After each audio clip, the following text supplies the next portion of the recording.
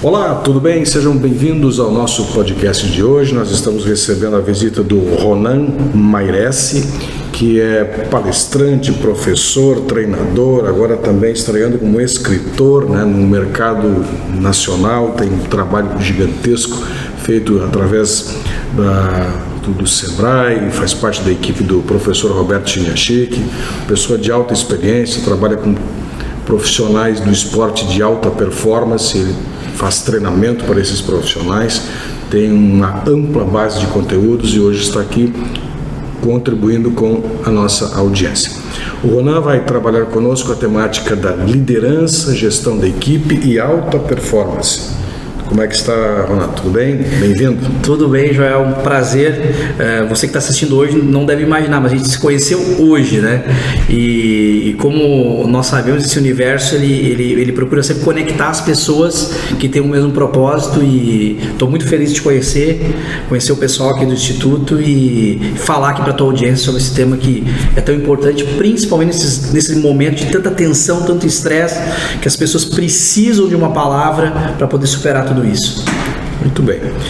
Nós sabemos que, de acordo com a época e o período em que nós vivemos, e o próprio Roberto Chiniachik, que você compõe a equipe dele, já traz nas suas temáticas, inclusive em alguns livros, que em alguns períodos da nossa evolução, algumas características ou competências são mais ou nem tão relevantes, de acordo com a conjuntura que nós estamos vivendo. Para que se tenha alta performance no mundo de hoje, o que você entende que é o mais importante para os profissionais que estão nos assistindo? Quando nós falamos de alta performance, nós falamos de um estado onde você consegue colocar em prática as suas habilidades, os seus talentos num nível máximo. Então, conversamos muito hoje sobre isso aqui em off. Para você chegar num nível máximo de desempenho, é essencial você se auto-perceber, ter autoconsciência de como você está naquele momento. E o Wickers e Dodson, que foram dois psicólogos que estudaram a questão do alto desempenho lá na década de 10, há mais de 100 anos atrás, eles descobriram 3 níveis, o ócio, o fluxo e a agitação. E nós, como líderes, como profissionais, precisamos sempre nos perguntar como nós estamos nos sentindo hoje.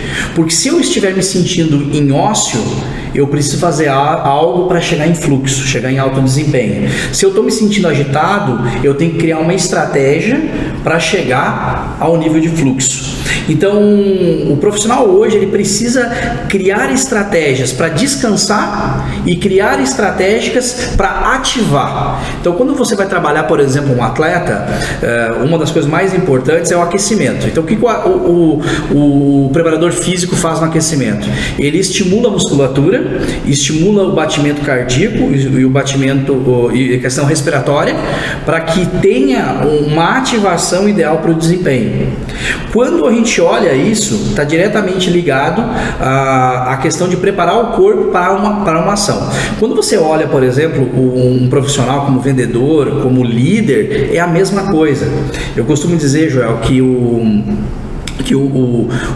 líder e o atleta, eles têm as mesmas competências, os mesmos elementos, As competências elas mudam, Por enquanto o líder tem que saber dar um feedback, o atleta tem que saber dar um passe de futebol, Mas os elementos que estão por trás ali são os mesmos, Então, se você quer ter alto desempenho como líder, você também tem que ficar consciente de como está o teu estado emocional, porque o estado emocional, ele muda diretamente a qualidade das tuas ações.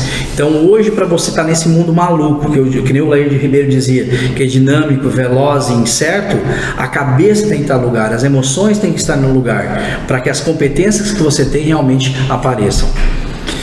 Que estratégia você sugere para aqueles que estão nos assistindo e que tenham diante de si uma equipe para zelar, para liderar, seja ela uma pequena ou uma grande equipe? Porque às vezes nós temos pequenas organizações que no Brasil são predominantes, 9 de cada 10 das nossas empresas hoje são pequenas. E familiares, Familiares. E aí entram outras prerrogativas, porque liderar pessoas que são do teu seio familiar tem outros predicados, que nem sempre são os mesmos para os demais. Mas o que você sugere do ponto de vista técnico do teu conteúdo para que se possa ter efetivação, para que o líder de fato possa ser um líder efetivo, competente, realizador? Qual seria a característica mais importante? Eu percebo, assim, trabalhando com líderes tanto de empresa nacional, multinacional e técnicos de futebol, que os melhores líderes são aqueles que têm um método de trabalho. Um dos métodos, assim, que eu mais gosto de ensinar, porque eu vejo na prática funcionando, é o método liderança inspiradora. Então esse líder, por exemplo, ele tirar um resultado máximo das pessoas hoje, ele tem que trabalhar 4 elementos. O primeiro, ele tem que trabalhar clareza de objetivos. Todos ganham quando todos sabem o que o líder quer. Quando o líder ele define um objetivo, ele faz com que as pessoas elas pensem a respeito dele e como alcançar ele de uma maneira mais, não vou dizer clara, porque eu já falei, mas mais estratégica, né? Então, o nosso cérebro ele funciona igual o motorista do táxi. Se você entrar num táxi aqui na frente do prédio, a primeira coisa que ele vai te perguntar é o quê? Para onde vamos? Aí você responde em frente. Em frente aonde? Pisa para onde? Acelera. Então as pessoas têm que ter um objetivo. Às vezes você acorda de manhã cedo, trabalha como um louco o dia inteiro, chega no final do dia e pensa, poxa, eu não fiz nada hoje. Por quê? Não tinha um propósito naquele dia. Agora, se você tem lá no seu objetivo de dia, vou gravar um podcast com o Joel, e você grava um podcast de 30 minutos com o Joel, você chega de noite pensando, poxa, eu fiz o que eu tinha que fazer hoje, propósito concluído. Então as pessoas elas precisam de objetivos, e esses objetivos, como diz Peter Senge, eles têm que ser conectados com os objetivos da empresa e os pessoais. Eles têm que saber que no momento que eles vão botar energia naquilo, vai ter uma realização pessoal. Uma vez trabalhando numa multinacional, que eu não posso falar um nome aí, me pediram uma dica, né? O diretor de vendas. Ronan, como é que eu faço para a gente bater essa meta que é desafiadora que a vice-presidência nos passou? Vamos dar uma premiação e vamos fazer as esposas gravarem um vídeo dizendo para os maridos, os vendedores, ou os maridos falando para as esposas vendedoras, vai lá, bate essa meta que eu quero ir para Recife curtir, né? Poxa, o pessoal botou na cabeça que tinha que bater a meta para levar a esposa. E aí, se eu chegasse no final do dia em casa e não tivesse com a meta batida. Então você tem que linkar essas duas coisas. Dentro da questão do objetivo, após isso, é valores claros. Nós estamos muito carentes de boas lideranças, né? Então, o objetivo é um dos 4. É um dos 4. O segundo é valores. Valores éticos, né? Então, as pessoas, elas precisam... Estão carentes de modelo. Não é à toa que nós estamos vivendo essa atual conjuntura aqui no país, essa polarização, a gente não tem lideranças. Quando você olha para o mundo, não tem bons líderes. O último que surgiu agora foi o Papa Francisco, que tenta manter uma postura igual como ele era quando cardeal, né? Então ele mantém uma mesma postura, vai totalmente contra o que a cúria do Vaticano dizia, ele tenta mudar, mas ele se mantém fiel aos seus valores. Então hoje as pessoas estão muito focadas no dinheiro, estão focadas nos interesses, as amizades, aquilo que elas têm como princípio são jogados de lado. Então um líder ele precisa ser um exemplo para poder inspirar. O terceiro ponto é a estratégia compartilhada. Tá? O que é estratégia compartilhada? As pessoas estão cada vez mais com vontade de participar do processo de decisão, e os líderes estão cada vez mais surdos. A tia da faxina aqui, Joel, ela quer decidir se ela vai comprar um Omo brilhante. Aí quando eu falo isso nas minhas consultorias, nas minhas mentorias com os líderes, tem que botar a mão na cabeça e dizer, não, você tá louco. Se eu deixar eles comprar o que querem, vão me quebrar. A tia da faxina vai querer só comprar Omo. Aí vem a habilidade de líder coaching, né? Que vem de Goleman, isso, né? Não é o coaching que eu estou falando aqui, que se fala no dia a dia aqui no Brasil, mas é o coaching modelo, né? Onde ele pergunta para a tia da faxina assim, Dona Maria, com R$10, eu tenho R$10 de orçamento para comprar um sabão em pó. O que a senhora me recomenda? Ela vai dizer brilhante, mas quem decidiu foi ela. E essa pessoa ela chega em casa e conta para o marido, bem, eu tomei a decisão lá com a empresa, nós vamos para brilhante, orgulhosa. Como também o marido vai chegar em casa e vai contar para a esposa, hoje eu dei uma ideia para o Ronan, para o Joel, que vai dar tanto de lucro para a empresa, e vai ter um abraço. E, pô, que parabéns, aquela família vai sentir orgulho daquilo, né? E liderar, eu costumo dizer que é fazer as pessoas se sentirem importantes. Então, essa estratégia ela tem que ser compartilhada até para ter empenho e responsabilidade. E o último ponto é a questão do acompanhamento individual. O líder, ele tem que ser uma espécie de radar emocional. Por isso que eu faço psicologia, né? Então, eu não faço psicologia para ser um psicólogo sentado num consultório, não. É para entender a mente do ser humano. Porque às vezes o líder, só a presença dele já muda o ambiente, né? Imagina, eu queria muito ter vivido na época de Jesus Cristo para estar perto de Jesus, para sentir a energia, né? Então, a liderança, ela atrai o amor, atrai a raiva, mas ela tem muita essa questão energética. Às vezes o líder só encosta no braço e diz assim, vai lá que eu confio em ti, é o que basta.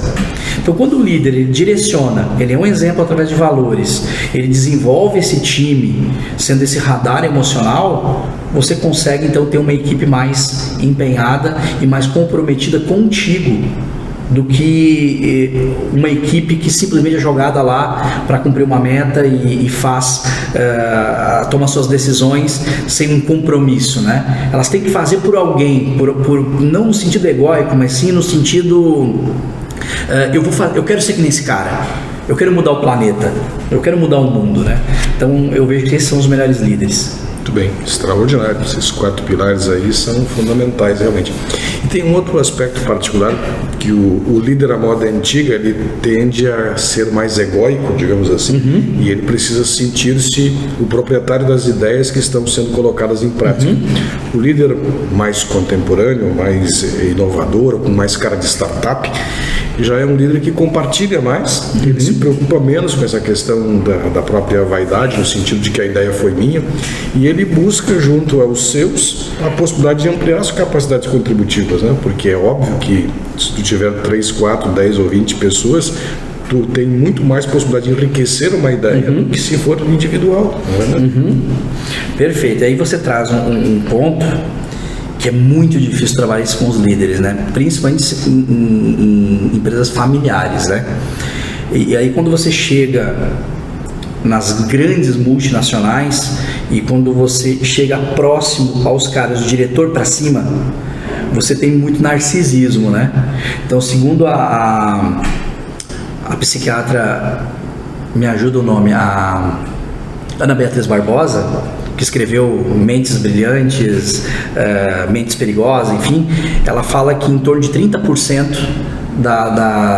dos líderes hoje são narcisistas ou psicopatas, né? Porque o narcisismo e a psicopatia é quase a mesma coisa, né? É falta de empatia, falta de remorso, falta de culpa, né? E esse tipo de líder, ele precisa ser o centro da atenção, o dono da ideia. Só que quando você estuda os grandes líderes, Jim Collins, ele traz isso em Empresas Feitas para Vencer, no estudo científico dele, ele mostra que os grandes líderes são humildes. A humildade, ele é o elemento essencial da liderança. Só que humildade não é fraqueza. Humildade é você definir um objetivo e saber que tem que mudar comportamentos para chegar onde quer. E dentro dessa humildade, esses líderes, eles preferem trabalhar nos bastidores. A humildade faz com que esse líder, no momento que ele tem uma ideia, uma visão, ele faça o pessoal trabalhar, e mesmo que ele organize com um maestro aquela discussão, aquele brainstorming, por exemplo, e alguém tem uma ideia, graças ao brainstorming dele, ele não chega dizendo para todo mundo, olha, eu fiz uma reunião e graças à minha reunião o Joel teve uma ideia maravilhosa. Não, ele fala, ó, o Joel teve uma ideia maravilhosa. Ele faz o Joel se sentir importante. Ele não aparece, porque ele já é o líder. Eu costumo dizer nas empresas familiares, pô, você já é o dono. Você já é rico, você já realizou muita coisa legal na vida. Deixa o seu vendedor, a sua secretária ter o mérito para ela continuar aqui contigo e querer evoluir cada vez mais. Então eu tenho dificuldade às vezes com esse tipo de líder, não eu, né, mas ele tem essa dificuldade de entender que o ego tem que ser deixado de lado. E às vezes tem a questão do medo também, da sombra, de quem possa estar crescendo no entorno. Muito. Nós trabalhamos no Instituto de Inovação com empresas, mas também com muito poder público, muitas prefeituras, e a gente percebe, tanto quanto no meio político especialmente, o medo da sombra de quem eu posso estar criando se apresenta. Isso é bastante complexo e complicado, e aí entra aquela metáfora que você conhece de uma vela, que se você pegar uma vela e distribuir para as outras velas a sua luz, ela não perde em absolutamente nada, né? Eu não conheço essa metáfora. Tu enriquece todo o teu entorno, né? Então, legal. Tu não perde absolutamente nada e ilumina todo o ambiente. Sim. Então, quando o líder reconhece ou repassa mérito para quem precisa ou para quem quer, ele cria um ambiente mais harmonioso para trabalhar também. Eu tenho uma frase que é assim, ó. Quando o líder ele para de ensinar, ou ele para de reconhecer, ou ele tem medo quem está abaixo, é porque ele parou de evoluir. Então eu não posso ter medo como eu te falei, eu sou diretor de empresa, eu não posso ter medo dos meus gerentes. Eu ensino, eu entrego tudo para os meus gerentes, porque eu estou sempre buscando conhecimento. Então, o que a gente vê muitas vezes nas grandes organizações e até mesmo no poder público, né? Por cima da questão da fazer política no poder público, né? Se você tem alguém que está fazendo um trabalho e está vendendo a ideia desse trabalho melhor do que eu, o que acontece no poder público? Eu vou lá e podo essa pessoa. Só que ao invés de eu olhar para essa pessoa e dizer assim, poxa, o que eu tenho que fazer para ser melhor do que ele, igual ou melhor do que ele? Mas aí você vai lá, poda um grande aliado muitas vezes, ou você trata mal essa pessoa e cria nele quem? Um adversário no futuro. Isso acontece muito no poder público. Nas empresas, a pessoa que aparece, ela é podada no sentido do tu não vai crescer mais do que eu quero. Só que aí quando você faz isso aqui, você também não está evoluindo. Eu fui recentemente, Joel, diretor na pandemia, de uma empresa pequena aqui do interior do Rio Grande do Sul, na área de tecnologia. E os líderes não conseguiam passar daquilo, né? E, aumentei as vendas, enfim, eles me exigiam que fosse mais estratégico. Para mim é uma coisa difícil ser mais estratégico, porque eu sou muita execução, né? Estou aprendendo, foi uma coisa que eu aprendi com eles, seja mais estratégico. Mas o que ocorre nesse caso? Me colocar numa jaula. E eu não conseguia ir mais, porque eu estava voando, eu queria fazer cada vez mais. E ali eu senti, poxa, não é para mim isso aqui. Então, saí, me tiraram, né? Mas eu criei uma situação para sair, me tiraram porque eu estava ficando preso. Então, quando você tem um profissional que ele quer evoluir, cara, deixa ele evoluir. Ah, mas ele vai ser melhor do que você. Dane-se, eu sou o líder. Se ele está sendo melhor do que eu, é porque eu estou deixando ele ser melhor, porque eu quero que seja melhor. Porque a responsabilidade é toda minha como líder. Então, isso existe demais no mundo corporativo, esse podar. E podar significa fazer com que você pare totalmente de crescer, porque aí você acaba não sendo, não fazendo com que o outro te empurre para cima. E não só o líder para de crescer, como a organização não cresce. Porque como é que a organização vai crescer se só o líder é o absoluto, né, o mestre, master do negócio? Então ele precisa que outras pessoas cresçam também. Perfeito. E é aquela história de que você está à frente de grandes líderes, mas sobre o ombro de gigantes. Já a frase eu não recordo a autoria, mas tem muito a ver com isso. Muito bem. Que mais de sugestões para os nossos líderes? Porque eu acho que essa temática está muito apropriada. Acho que é também a sua expertise. Que mais podemos trazer referente a aptidões ou estratégias para a liderança das nossas organizações públicas e privadas? Ouçam mais. A principal ferramenta da liderança é o ouvido. Depois é a oratória, né? Porque se você não ouvir o que a plateia precisa, como é que você vai falar o que elas necessitam para evoluir? Então, uma coisa que muitas vezes os líderes brigam comigo: Ronan, tu já vai me dizer para mim ouvir melhor a minha equipe? Sim, você tem que ouvir. Porque na psicologia a gente fala, falar cura. Você está num momento de pressão, momento tenso, guerra na Ucrânia, eleições, está todo mundo tenso. E aí você chega e diz, você tem que bater meta, tem que bater. Não é assim. Ouça as pessoas. Às vezes, por exemplo, eu fico numa sessão de mentoria de 1 hora, eu escuto as pessoas, chega no final, elas dizem assim, poxa, Ronan, tu me deu dicas maravilhosas hoje. Eu penso, não falei nada, eu só ouvi. A pessoa energiza. Então, ouçam muito. Segundo, façam as pessoas criarem junto com vocês uma estratégia. O empenho, ele só existe se há participação. Eu brinco sempre, se você passar um cheque e tiver fundo, é claro, a única certeza que você tem é que vai ter que pagar o cheque. Então, quando uma pessoa ela participa do processo de decisão, ela está empenhada em fazer aquilo, porque o ego dela vai dizer: se eu não fizer aquilo que eu disse que eu ia fazer, como é que fica a minha responsabilidade? Então, se eu chego numa empresa e o líder me fala: aqui o pessoal não é responsável, eu sei que ali tem um chefe que manda fazer. A responsabilidade vem da criação. E por último, busque a excelência. Elogie o que é certo, corrija os erros e valorize a excelência. A excelência ela vem do verbo excellere, que significa ir além. Sempre é possível ir além. E aquela história que diz que você tem que tratar todo mundo igual, não existe. Eu tenho que reconhecer quem é excelente. E eu tenho que usar essa excelência para inspirar os outros a fazerem o mesmo. Peter Senge também fala isso. O foco é no progresso, e os grandes líderes eles utilizam pedagogicamente os erros e os acertos em prol de um grupo mais coeso, capaz de evoluir. Então, faça o pessoal evoluir através das suas experiências e busque sempre ser melhor. Sempre é possível ser melhor. Busque a Fórmula 1, década de 50. Juan Manuel Fangio. Levava-se em torno de 120 segundos para trocar um pneu. Era o recorde, 120 segundos. Hoje, o recorde acho que é da Ferrari, 2,95. Olha como está excelente. Como será, Joel, daqui a 50 anos? Com certeza. Eu costumo dizer nos meus treinamentos que não importa o que você está fazendo agora, o que importa é que a gente sabe, tem certeza que dá para fazer melhor. Sempre. Isso é todos os dias. Então é o caminho da excelência, que também está relacionado àquilo que excede. Quando estamos diante de uma autoridade, de uma vossa excelência, alguém que excedeu os patamares convencionais. E a questão do desempenho, o próprio termo também nos remete a uma outra possibilidade. Como é que eu vou cobrar desempenho se eu não tenho um empenho acertado? Então o desempenho é a devolução do penhor. Então, se não está penhorado, eu vou devolver o quê? Como é que eu vou cobrar desempenho se eu não tenho algo empenhado com aquele indivíduo? Então, além de aumentar o comprometimento, essas dicas são estratégicas e muito importantes. O que mais você sugere para os nossos líderes? Ronan Mairesse. Sejam felizes, né? Se nós estamos no cargo de liderança, porque a liderança ela não é um cargo, ela é uma conquista, né? Às vezes tem pessoas que estão no cargo de líder, mas não são líderes.